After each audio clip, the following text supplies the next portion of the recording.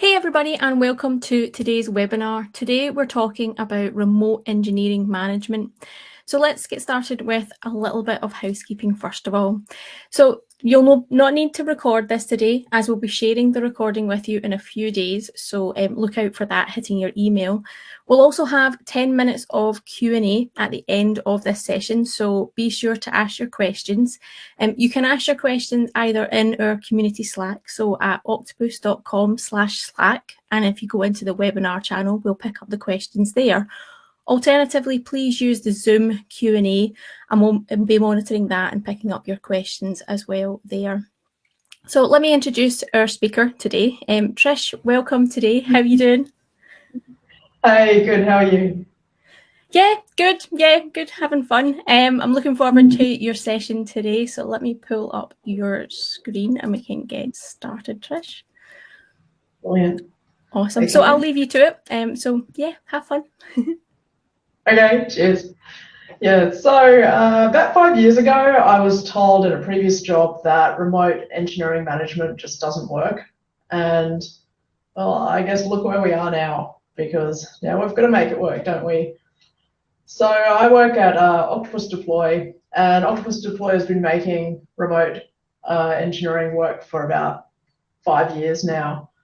And I don't know about you, but last year I had a pretty bad year. I think a lot of people did. I don't think I'm alone in that. One of the things that made life difficult for me last year was not just the fact that we were in a global pandemic, but the fact that I changed jobs twice. But, you know, my loss is your win, because that's given me what I hope is a useful perspective on remote engineering management, because I started out working at one company that was about 50 people strong, I should say. And I was part of the executive team there that was helping move that whole company to remote work during the pandemic. I then moved to a company which had more like 80,000 engineers, and that gave me an interesting perspective on how they were doing remote work. And at the time that I joined that company, they were doing more of a hybrid model where some people were in the office every alternate week and some people were just never in the office. And finally, this year I joined Octopus Deploy, and Octopus Deploy has been remote first, like I said, for about 5 years now. So in terms of the having to do remote work because of the pandemic, didn't really affect them so much. But there were a lot of differences I noticed between the way that all of these companies were working, just due to the nature of how they approached remote work because of their circumstances.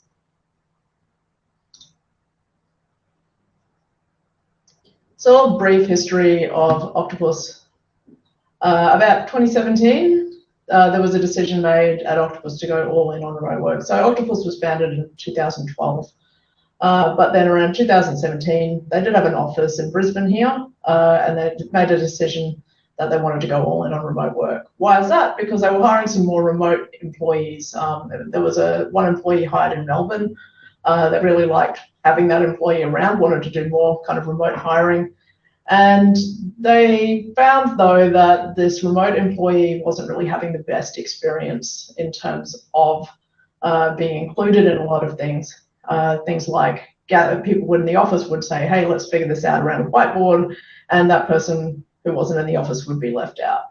So they decided to solve this. Let's go all in on remote work. Let's shut the office for a month. And there was kind of a mantra of everybody's going to be a second-class citizen now, not so much just one person feeling like a second-class citizen. And they found a lot of interesting lessons along the way, which I'll go into. From this, they created the Octopus Handbook, which is available online for anybody to see and learn from. And today, a thriving company of about 150 people, and we're all working remote first.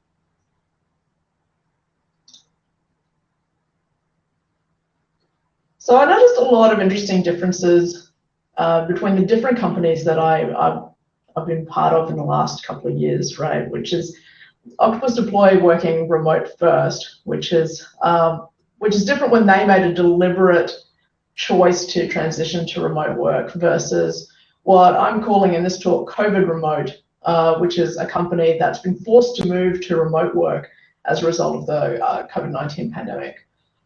And one of the most obvious things is that the COVID remote companies they didn't plan for it, right? It was just really, really sudden.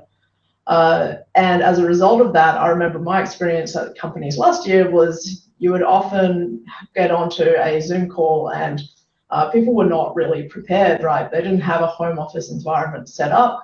I remember seeing people sitting at their kitchen tables and there's their roommates and partners and kids and everybody just interrupting them all day long. They didn't necessarily have good office equipment. Everybody's getting back pain all of a sudden. I remember that it was hard to even find a webcam to buy at the time. So people didn't have really good equipment, audio equipment, webcams were really hard to get at the time. And people just weren't prepared with that. So it could be really hard to see and hear people because they were just relying on the inbuilt functions in their laptops, which aren't really that great. And in addition to that, just the way that they worked wasn't really set up. So everybody was just kind of thrown into this. And also it was a really stressful time. We were all in lockdown. People were getting really depressed. It certainly isn't the same kind of environment that you'd expect to be working in when your whole company, which for Octopus wasn't that big at the time, has made a deliberate decision to say, okay, we're all going to work from home. Do we have everything we need? When you first joined Octopus, we're given a budget for setting up a home office environment. We're told expect that you will be working from home and make sure that you're investing in good things like good audio equipment and a webcam and everything, and make sure you've got a nice space in your home that you can work quietly, and make sure that there aren't going to be crazy interruptions all day long, right? Didn't have that luxury when we moved to remote through the pandemic. The other thing is that I noticed, especially in the second company I joined, is that they planned to return to the office at some point. And that's why they ended up in this hybrid kind of situation where partly they were in the office and partly they weren't. And I think as a result of this, they sort of treated remote work like a temporary problem to be solved. So in terms of the typical problems that you find when you are working remotely, these companies that are treating it like a temporary thing aren't really willing to invest in the solutions. So investing in things like making sure people can afford good audio equipment, or making sure there's documentation, or any of the number of things I'll go into, aren't really taken into consideration when you think that you're going to return to office anyway. And I think there's differing levels of that investment that you have with companies that have decided to go for a hybrid model as well, because they're sort of half in, half out there. Whereas Octopus Deploy has no plan to return to an office. And I will say we do still have a physical office. In fact, we just bought a bigger office here in Brisbane. But because we're remote first, it's seen not as a place where we're expecting people will regularly turn up to collaborate. It's more seen as more like a co-working facility that you may have in one location. And in terms of hiring for remote work fit as well, this is something that at Octopus Deploy it was really well considered in terms of is this a person that's going to thrive on remote work? Do they want to work remotely? Nobody really had the choice during COVID, So I remember working in a place where there were a lot of contractors. There were a lot of interns, people who may have needed a lot of supervision, and they didn't really have the infrastructure set up to support that level of supervision for people to work. And not everybody wants to work remotely. Not everybody finds that a really productive way to work. But those that do are really going to thrive on it, and those are the folks that you really want to hire. But when everybody's forced to work remotely, then it makes it a bit more tricky.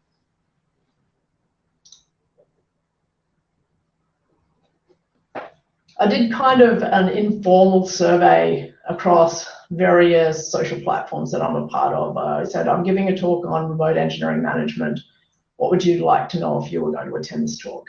And I got a lot of different questions, which I've categorized broadly into 5 types of categories, which is teamwork and culture. So a lot of people ask questions about culture, and when they did, I think what they were really asking about was mainly around teamwork, I think.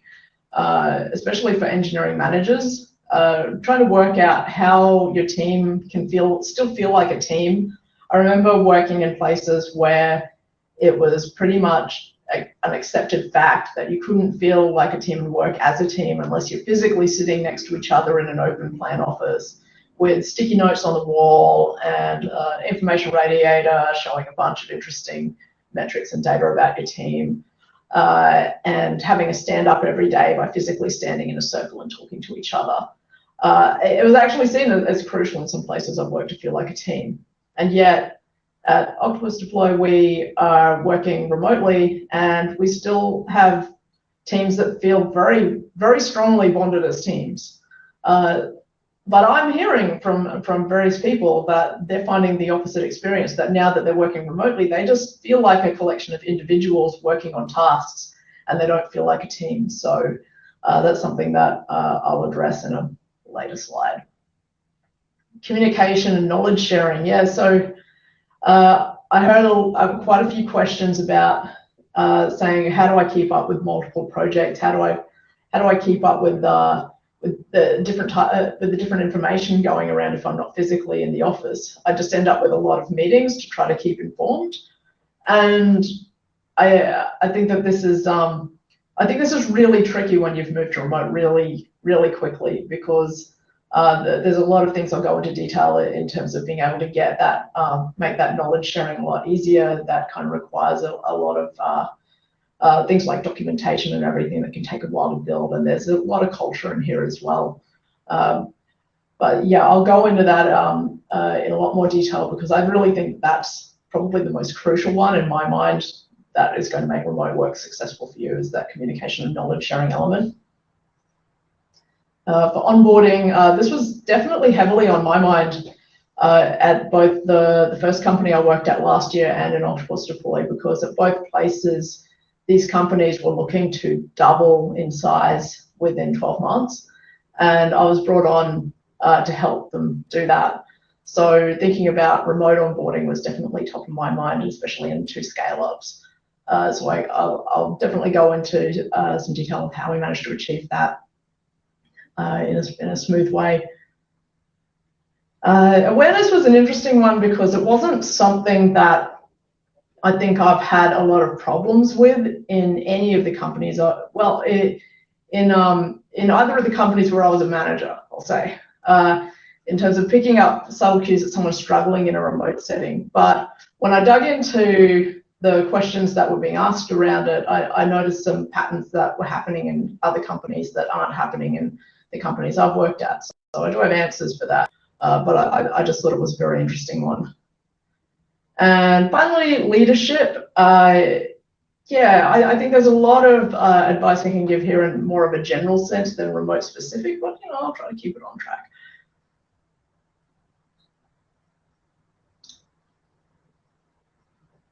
So the number one piece of advice that our VP of Engineering, Mike Noonan, gave me when I asked about the history of Octopus Deploy and what made remote first work successful here, is when they went all in on remote first, that was when everything kind of fell into place. So go all in on remote first, everything else is going to follow from that.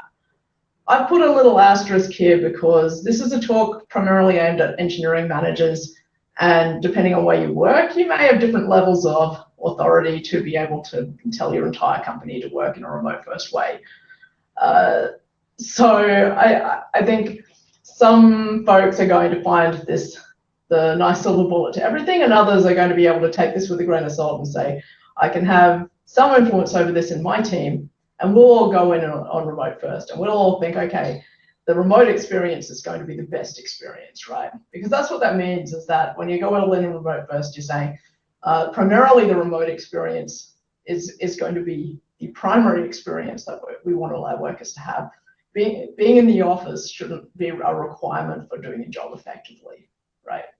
And I think that's what really drove this, is when they said we're going all in on remote first, everybody has to commit to it. That's when the changes happen, because everybody has to be responsible for solving that problem, because that's what culture is. Culture is people. So when every single person is committed to solving that problem, that's when the culture is going to change too.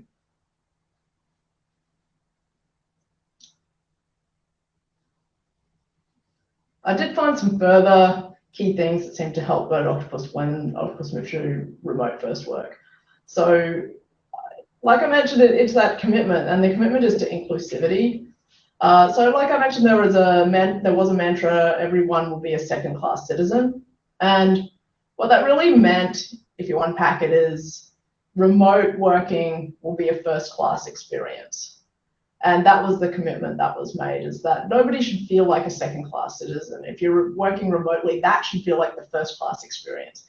And I can definitely attest to the fact that it worked, because I'm in Brisbane, so I can occasionally go into the office.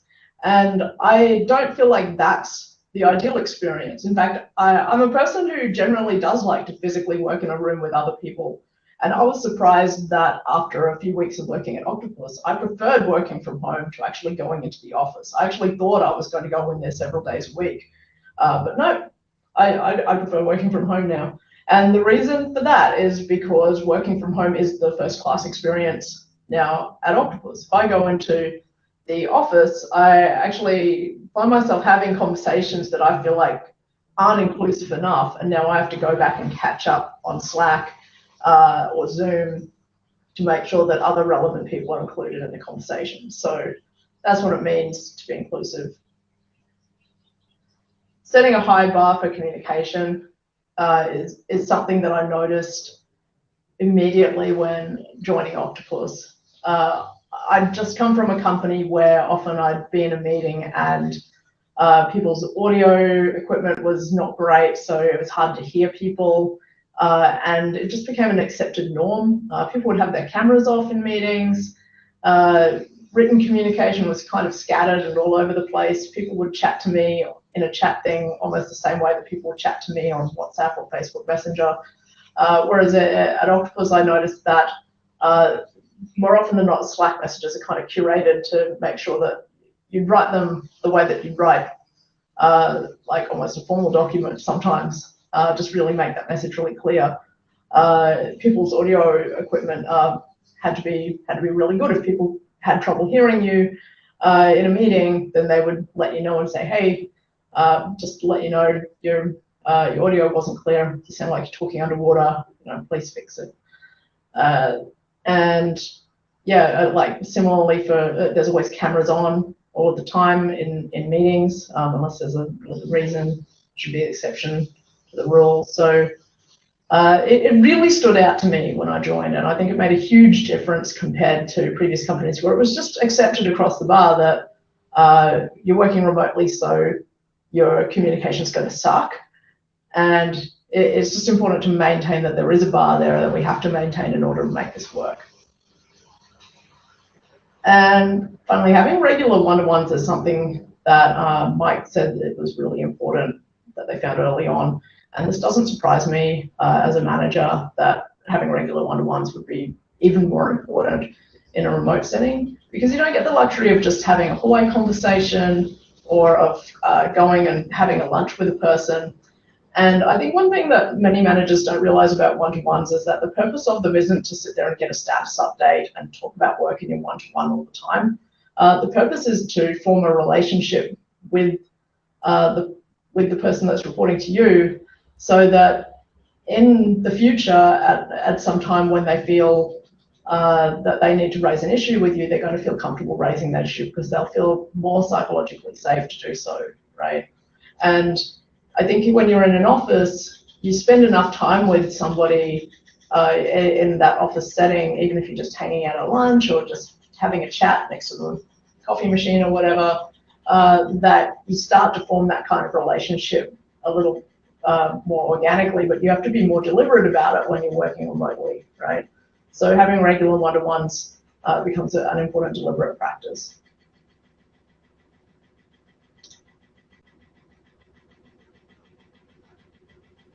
You will hear me harp on about this one because it is just, I think it's super, super important. So I mentioned a couple of things about communication already. Another thing that stood out to me was the amount of documentation. So you people who have onboarded have said to me, it's really amazing how much stuff is documented here at Octopus. There's so much to discover. And I think that's really important. I've worked in places where some people were very resistant to documentation, where they say it just gets out of date really easily. But at Octopus, there's definitely a standard here for good documentation. If we spot something that's out of date, it has to be immediately either updated or deleted, right? So that we don't have information that's out of date. And the reason for this is because we're working asynchronously now. We're working across time zones. We're making sure that people can have the right information and the accurate information, even if they're not there.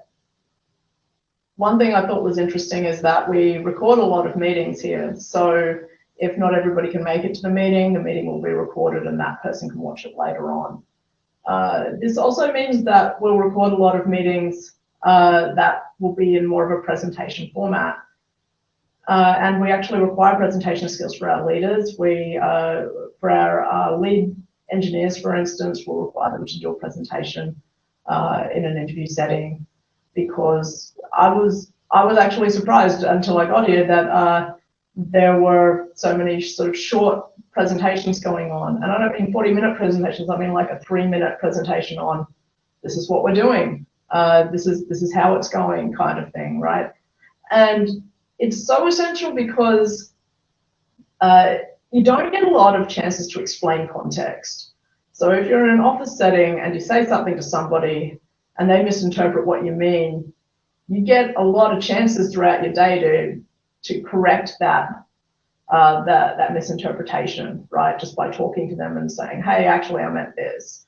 But if you're working in an asynchronous remote environment, you don't get those chances. So you have to be really clear on what you mean the first time, because any number of people are going to read your message or watch your recorded presentation, and they could take something away from that you didn't intend, and they are less likely to reach out to you to make sure that they understood you better.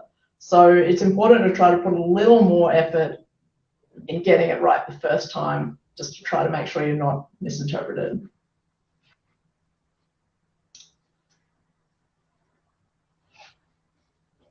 So with teamwork, it's difficult when it's remote because you have to take more deliberate steps to make it work, I think. There's a lot of stuff we take for granted when you're sitting in a physical room with people that make a team actually feel like a team.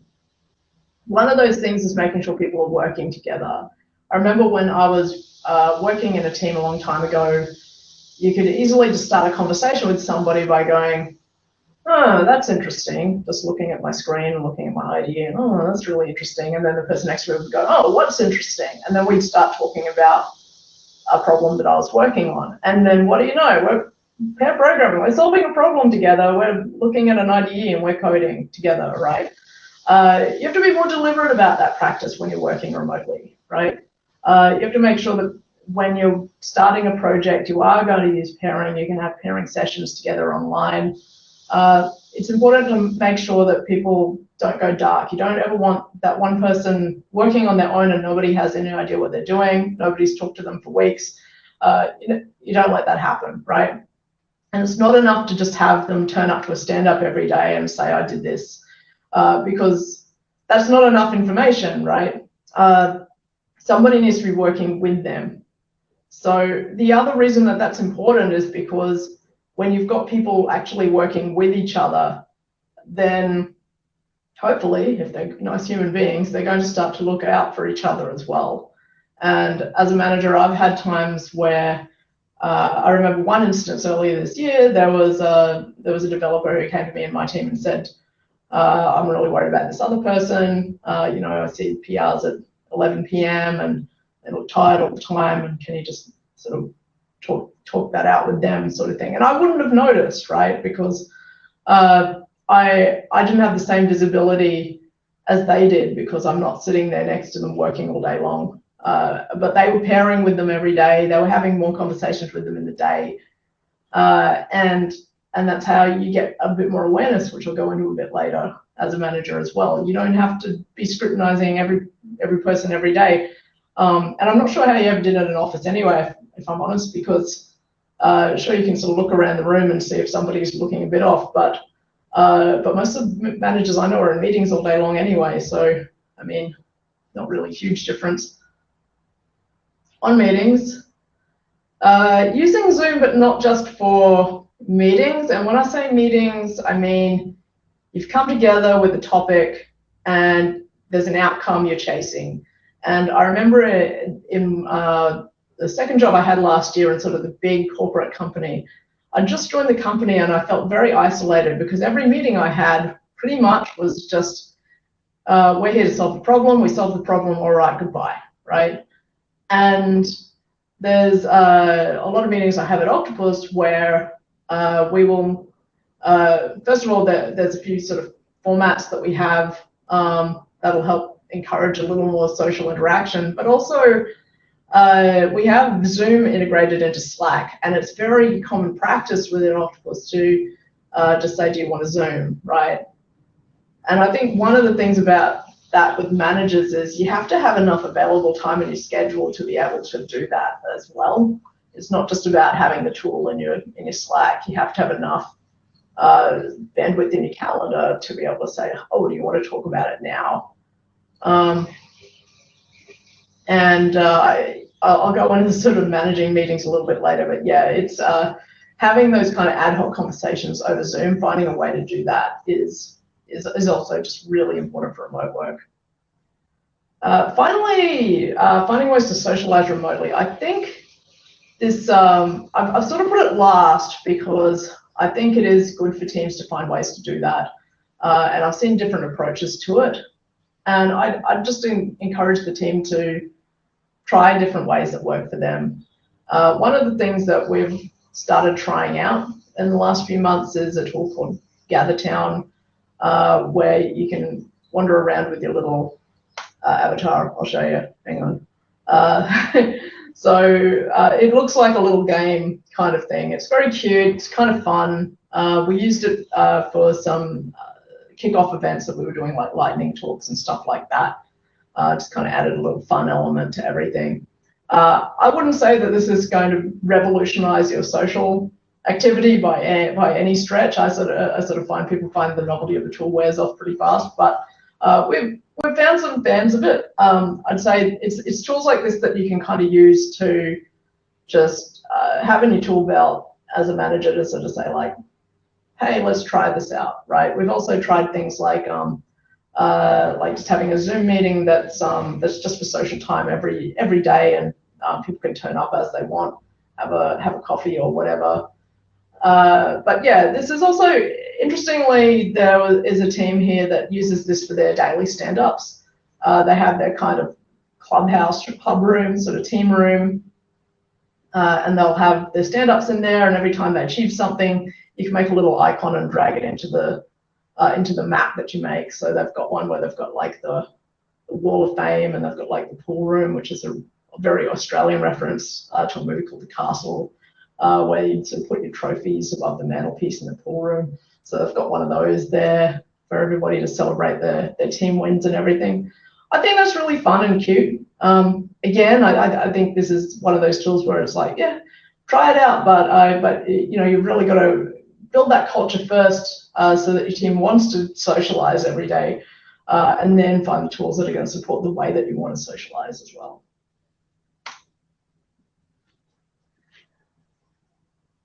So in terms of that awareness I was talking about, really it's more about that trust, right? I think I've talked to some folks who are kind of worried that people aren't going to do their work. I kind of hope at this point in the pandemic and having a lot of people have success with remote work, we're past that, but I'll address it anyway. I think as a manager, if somebody isn't doing their work, you're going to find out when the work's not done. So you don't really have to look at them to find out if the work's not getting done. You just got to catch up with them and see, hey, is the work done yet? No. Oh, okay. Well, you know, you didn't do the work. Let's talk performance. So in terms of awareness, I think I wouldn't worry too much about that. You should look for the same signals of productivity in your team that you normally would. But I think having that awareness of people's health, especially mental health during the pandemic, has been really important. It's again about that relationship building. Have your regular one-to-ones. By regular, I mean at Octopus we have one-to-ones every 1 to 4 weeks. I usually recommend for most managers, just regardless of whether you're working remote or not, try to have one-to-ones every week. Just even 30 minutes a week is enough, but it's really just to, again, just form that relationship, just get to know each other, you know, just to, and then you can have that trusting relationship so that that person is going to be more likely to come to you when there is a problem, right? And then you're going to have that awareness. And don't rely on one-to-ones for that, but you won't have to if you have a good relationship with the person that reports to you, right? As I said, I generally recommend once a week, but I think depending on circumstance, it's totally fine to drop it back to once every 2 or 3 weeks, maybe even every 4 weeks, just depending. But I'd highly recommend once a week for new starters, especially within their first 3 months, every week. Please just check in on them. Juniors, also another one where I'd probably recommend once a week. At the very least, with their team lead or whoever's mentoring them should be checking on them more regularly than that. But you as their manager, check on them regularly, please. And anybody who you're actively coaching or performance managing should be every week for sure. Outside of that, if you've got folks who've been there for a decade and they're just keeping on, and they never have an issue and they're happy all the time and they're doing good work, yeah, maybe just dial it back once every few weeks if that's what works for you. You need to free up a calendar. Maybe you manage 40 people. Maybe you want to be able to, maybe you have no choice but to spread it out a little bit more, but do what you can, really.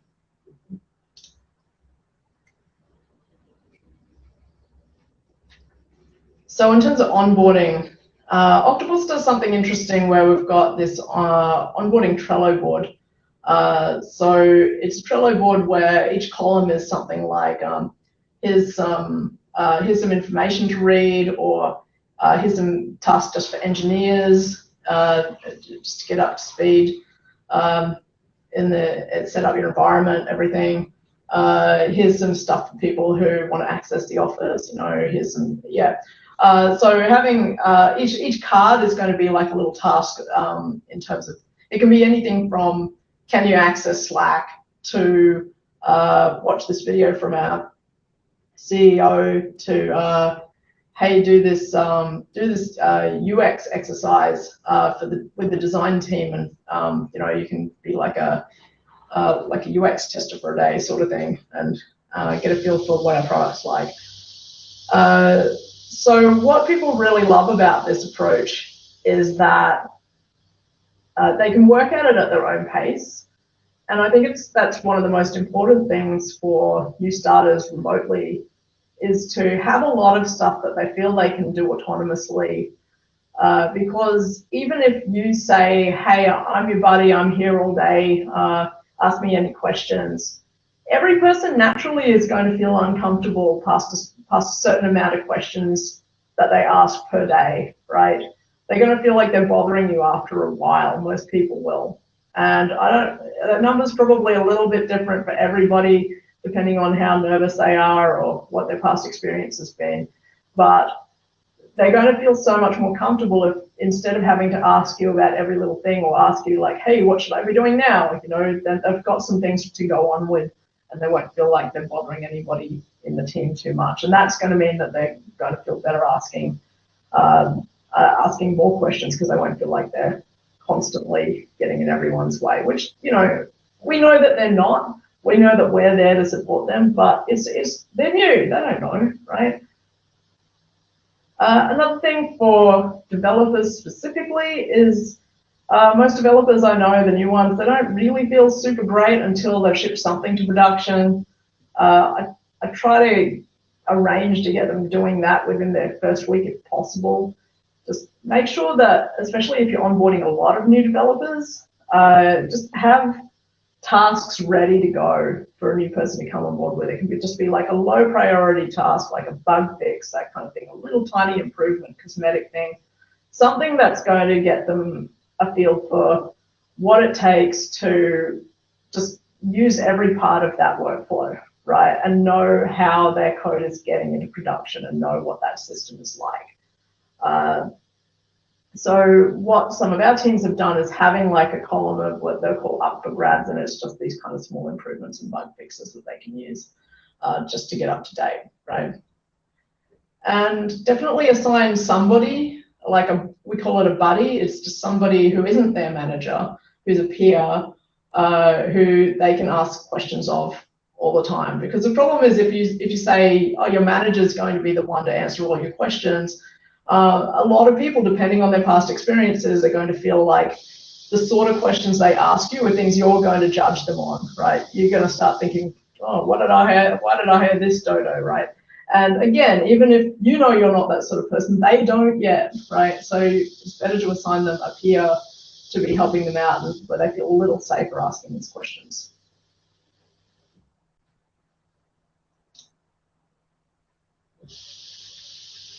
In terms of leadership, you have to remember that remote work is asynchronous. So recording meetings is really useful. Maybe using documentation, visual things. We use a tool called Whimsical, which is like a whiteboarding type of visual diagramming tool, right? It's really handy as a leader to be able to point to information displayed in different formats that's going to help reinforce your message. Use your meetings really strategically. Don't let your calendar just explode with meetings. My top tips for meetings is just be really critical of whether you need these meetings or not and whether you need them to be that long. Think about, do I need that meeting every single week, or do I just need it once every now and again? Think about, does that meeting need to be a full hour, or can it be 30 minutes, or maybe even 45? Can I have, instead of multiple meetings with multiple people, can I have one meeting with all the people? Yeah, just things like that. I usually tend to attack any meetings that are recurring first, check the length of them.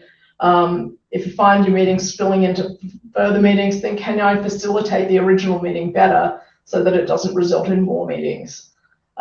Because like I said, it's important to have that bandwidth in your calendar so that you can have these spontaneous Zoom meetings with people, not just the scheduled meetings. And finally, for leadership, I think if you're doing this remotely, there's trust, like that I mentioned earlier, but also holding people accountable. And part of that is really just about expectation setting. So the clearer you can be, which means writing stuff down, right? And having it there for people to see even when you're not around. That's how you're going to be holding people accountable to the expectations that you've set, if you've clearly set those expectations first.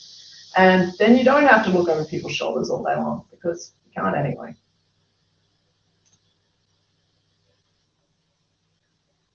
I'll leave you with this final message, which is, if you can, go all in and remote first. Everything else is going to be a lot easier from there. If you'd like to learn more about how we work remotely, you can look at our Octopus handbook.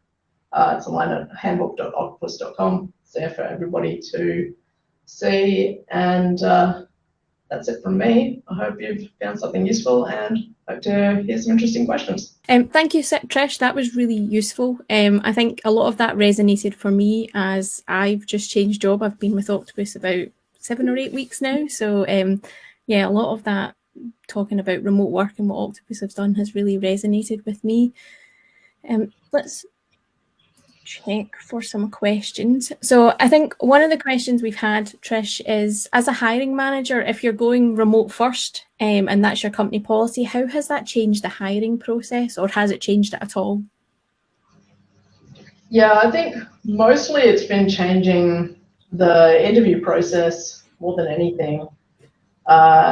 It's been interesting, I guess, because in some ways it's been more convenient in that you don't have to coordinate people to physically come into a place, and often that means people don't have to really take time off work or anything either, and that's a pro. That's pretty good, right? I remember in previous companies, some people have said, oh, you need to have a in-person, like physical interview, or you can't sense a lot of extra stuff about them. And I think we've just found that that's not really true. And especially if you are going to work remotely, it doesn't really matter, because everything you've got to be aware of is going to come through the screen as well.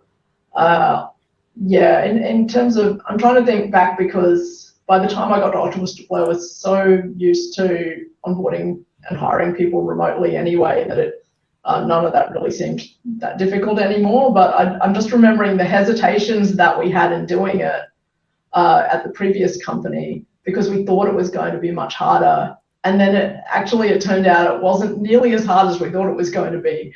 It actually turned out in a lot of ways a lot easier somehow. Awesome. Is there any tips you've got if someone who's not used to the remote working and is then joining a company that is fully remote? Have you got any tips for them to change their behaviour or help them adjust at all, Trish? Yeah, I would say probably the biggest tip would be to remember, even though you're at home, you're at work.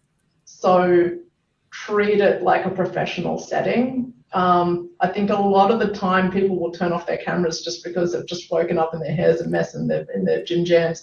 And it's but that's the thing, you're still going to make sure that even though you're at home, you're at work. Still put your best face forward. Keep your video camera on like you would if you were at work. Make sure that even if your background behind you isn't appropriate for work, you can use a Zoom, like artificial background behind you, or put like, some people put a physical screen behind them or something like that. Make sure you've got good audio and video equipment set up so that people can hear you clearly and see you clearly as well.